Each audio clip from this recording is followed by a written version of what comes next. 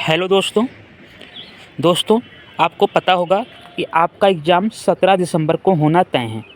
आपके एग्ज़ाम में न्यूमेरिकल के क्वेश्चन भी देखने को मिलेंगे। और दोस्तों, जो एग्ज़ाम का लेवल है ये थोड़ा टफ भी हो सकता है, क्योंकि ये जो है फाइनल सिलेक्शन का एग्ज़ाम है। तो आप बिल्कुल अपनी तैयारी अब तेज़ी से कर दीजिए और आपसे रिक्वेस्ट है आप वीडियो पूरा देखिएगा। यदि आपको सिलेक्शन पाना है तो वीडियो को स्किप न करिए, क्योंकि इस वीडियो में हम बहुत से इम्पॉर्टेंट टॉपिक जो कि इम्पॉर्टेंट पॉइंट्स हैं उसे भी हम क्लियर करेंगे। ठीक है, अब आइए शुरू करते हैं। एमीटर द्वारा मेजर्ड वैल्यू, यहाँ पे देखिए मेजर्ड वैल्यू कितना दिया गया है 9.3 एम्पियर और ट्रू वैल्यू कितना है 9 एम्पियर। आपको ज्ञात क्या करना है, परसेंटेज एक्यूरेसी ज्ञात करना है। ठीक, तो देखिए दोस्तों, एक्यूरेसी ज्ञात करने का फार्मूला क्या होता है, आपको 100% में से आपको एरर घटा देना है। ठीक है, परसेंटेज एरर जो होगा अगर उसे घटा देंगे आप तो आपका आ जाएगा एक्यूरेसी कितना है। ठीक, देखिए दोस्तों, इसके लिए हम क्या करेंगे, इसका परसेंटेज एरर ज्ञात करने का फार्मूला होता है मेजर्ड वैल्यू माइनस में ट्रू वैल्यू अपॉन में ट्रू वैल्यू, ठीक, और मल्टीप्लाई बाई 100। ये आपका फार्मूला होता है। अब फार्मूला आपको पता हो गया है।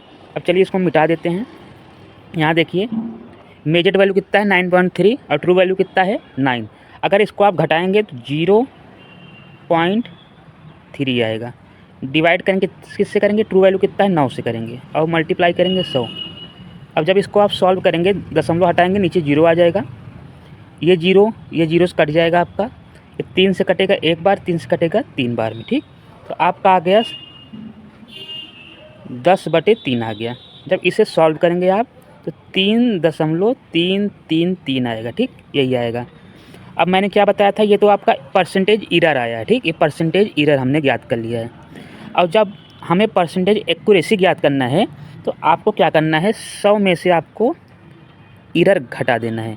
जब आप 100 में 3.33 घटाएंगे तो आपका सही आंसर क्या आएगा 96.66, मतलब कि ऑप्शन डी आपका सही हो जाएगा। ठीक, तो ये था आपका पूरा सॉल्यूशन। ये जो आपका मेजरमेंट एक टॉपिक दे रखा है वहाँ से क्वेश्चन है।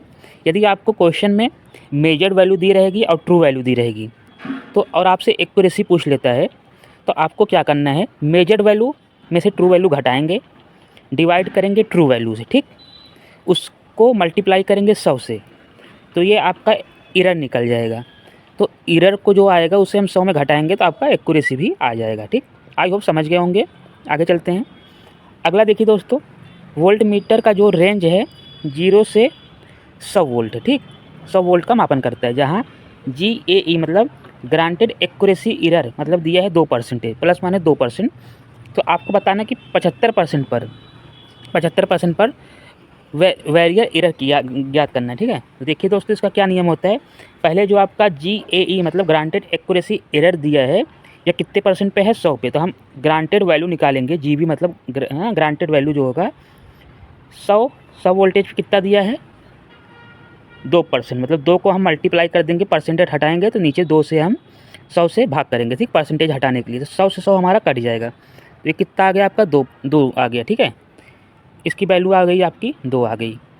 अब कितने पे ज्ञात करना है, 75 पे कितना होगा, तो मान लीजिए 75 पे हम मानते हैं 75 पे ये होगा आपका x% है, मतलब x/100 और बराबर कर देंगे। जो 100 पे कितना निकला है 2 निकला है, 100 पे हम बराबर 2 कर देंगे। अब 25 3 75, 25 चौका 100, x बराबर आ जाएगा आपका 4 दूनी 8/3। अब इसको आप सॉल्व करेंगे 2.66 आएगा। ठीक, तो ये आगे आपका ऑप्शन नंबर बी आपका सही हो जाएगा, 2.66 यही आएगा। ठीक, इसके लिए क्या करना है, पहले जो ग्रांटेड एक्यूरेसी एरर परसेंटेज में दी गई है उसे हम वैल्यू में निकालेंगे। तो 2/100 करेंगे, अब कितने पे है या 100 पे है तो मल्टीप्लाई 100 कर देंगे, तो आपका वैल्यू कितना आएगा 2 आ जाएगा। ठीक, तो हमको ज्ञात करना है 75 वोल्ट पे, 75 हम मानते हैं 75 पे x% होगा, तो 75 गुणे x/100 और बराबर फिर 2 कर देंगे। ठीक, इसके बाद हमारा 2.66 आ जाएगा।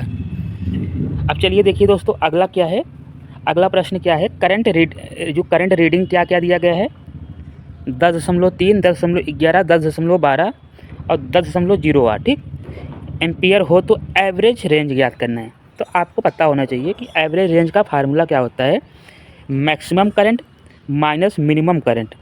डिवाइड बाई 2 कर देंगे। ठीक, तो यहाँ पे मैक्सिमम करंट कितना है 10.12 है। 10.12 में से आप 10 मिनिमम करंट क्या है 0.3 है। 0.3 डिवाइड बाई 2 करेंगे। जब इसे सॉल्व करेंगे तो ये तो घटाएंगे कितना आ जाएगा, घटाने पर आपका आएगा 10.12 में 3 घटाएंगे 0.09 आएगा। हम मिटा के कर दे रहे हैं, आपका 0.09 आएगा। ठीक, पॉइंट कितना आएगा 9 आएगा। ठीक, डिवाइड बाई 2 करेंगे। जब डिवाइड बाई 2 करेंगे आप कितना आएगा आपका कट के 0.045 एम्पियर आएगा। तो इस प्रकार से आपका बी नंबर ऑप्शन सही हो जाएगा। अगर आपसे एवरेज रेंज पूछता है तो मैक्सिमम करंट में से मिनिमम करंट घटा देंगे और उसे 2 से भाग दे देंगे तो आपका सही आंसर आ जाएगा। तो यहाँ पे आपका ऑप्शन भी 0.045 एम्पियर होगा। अब दोस्तों अगला प्रश्न दिया है 2 अमीटर एक्स वाई क्रमशः फुल स्केल करंट 50 एम्पियर है और 100 एम्पियर। ठीक, 50 और 100 दिया गया है, तो आपको सेंसिटिविटी ज्ञात करना है। दोस्तों ये प्रश्न पिछली बार जो आपका DFCI एग्ज़ाम हुआ था वहाँ भी पूछा गया था और DRDO सेप्टेम 10 का जो एग्ज़ाम हुआ था उसमें भी पूछा गया था। ठीक है, सेम पैटर्न, केवल आपको यहाँ पे डाटा जो दिया है वो चेंज था। तो देखिए दोस्तों, जो सेंसिटिविटी का फार्मूला होता है 1 divide by full scale deflection पे करंट कितना होता है। ठीक, तो यहाँ जैसे हम x के लिए ज्ञात करेंगे तो x का बराबर करेंगे हम 1 अपॉन करंट कितना है 50 एम्पियर। ठीक, लेकिन अगर आप क्वेश्चन देखेंगे सब में मिली ओम पर वोल्ट पे ज्ञात करना है। ठीक, तो हम ऊपर नीचे हम क्या करेंगे 100 से गुणा करेंगे, 100 यहाँ भी गुणा करेंगे 100 यहाँ भी, तो नीचे देखिए नीचे 000 हो गया, 000 ऊपर जाके मिली में हो जाएगा। ठीक, और जब 5 से हम इसको काटेंगे 20 आ जाएगा, तो 20 मिली ओम पर वोल्ट हो जाएगा। ठीक, ये तो आपका मात्रक हो जाएगा, पहला समझ गए। अगर हम y के लिए ज्ञात करेंगे तो y के लिए क्या करेंगे 1/100 करेंगे। ठीक, अब यहाँ भी हम 10 से गुणा करेंगे, 10 ऊपर 10 नीचे, तो ऊपर तो 10 ही रहेगा और ये नीचे वाले जो 3 जीरो है ऊपर जाके मिली में हो जाएगा, तो आपका आ जाएगा 10 मिली ओम पर वोल्ट। तो इस प्रकार से आपका यहाँ पे ऑप्शन नंबर सी जो है सही हो जाएगा। आई होप समझ गए होंगे आप। केवल इसे सॉल्व करना था। 1 डिवाइड बाई 50 करेंगे, तो x के लिए जब 50 करेंगे तो 50 को हम ऊपर नीचे 100 से मल्टीप्लाई करेंगे, तो ऊपर तो आपका 100 बचा रह जाएगा और नीचे 5 और 3 जीरो हो जाएगा, 3 जीरो ऊपर जाके मिली में कन्वर्ट हो जाएगा, और जब 5 को हम 100 को 5 से भाग देंगे तो आपका आ जाएगा 20 आ जाएगा। ठीक दोस्तों, अगला प्रश्न है हॉट वायर इंस्ट्रूमेंट में प्रयुक्त वायर बना होता है। तो देखिए जो आपका हॉट वायर इंस्ट्रूमेंट होता है उसमें जो वायर प्रयुक्त होता है वह प्लेटिनम धातु का बना होता है। तो यहाँ पे आपका बी वाला सही हो जाएगा। आपको याद रखना है प्लेटिनम धातु, ये भी प्रश्न इंपॉर्टेंट है। अगला है निम्न में से सबसे अधिक लीनियर डिवाइस। लीनियर मतलब कि जो सेम डायरेक्शन में काम करे, मतलब कि फिक्स से भी, जैसे जैसे इधर का बढ़ता रहे इधर का भी बढ़ता रहे, करंट बढ़े वोल्टेज बढ़े, अब करंट घटे वोल्टेज घटे, मतलब लीनियर होता है। तो लीनियर जो सबसे अधिक होता है आपका RTD होता है। ठीक, RTD सबसे अधिक लीनियर डिवाइस है। अब वहीं सबसे कम की बात करें, लोवेस्ट जो होता है आपका थर्मिस्टर होता है। थर्मिस्टर सबसे लोवेस्ट होता है और RTD जो है सबसे मैक्सिमम होता है। अब चलिए अगला प्रश्न देखते हैं। अगला प्रश्न है लो रेजिस्टेंस मापन हेतु कॉन्टैक्ट एरर को कम करने हेतु प्रयोग में लाया जाता है। तो देखिए दोस्तों, जब लो की बात करते हैं, लो रेजिस्टेंस के लिए हम यूज करते हैं 4 पॉइंट। ठीक, अगर हम वही बात करें हाई रेजिस्टेंस के लिए तो वहाँ पे हम यूज करते हैं 3 पॉइंट। ठीक, 3 पॉइंट मेथड। और वहीं अगर मीडियम की बात करें, मीडियम के लिए हम यूज करते हैं 2 पॉइंट। ठीक है, ये आपको तीनों याद रखना है। लो के लिए आपका क्या रहेगा 4 पॉइंट, हाई के लिए 3 पॉइंट और मीडियम के लिए 2 पॉइंट। ठीक, अगला DC ब्रिज का प्रयोग मापन करने हेतु किया जाता है। तो देखिए जो आपका DC ब्रिज होता है यह केवल रेजिस्टेंस का मापन करता है। ठीक है, और जबकि इंडक्टेंस हुआ, कैपेसिटेंस हुआ, ये सब के लिए AC ब्रिज का प्रयोग करते हैं।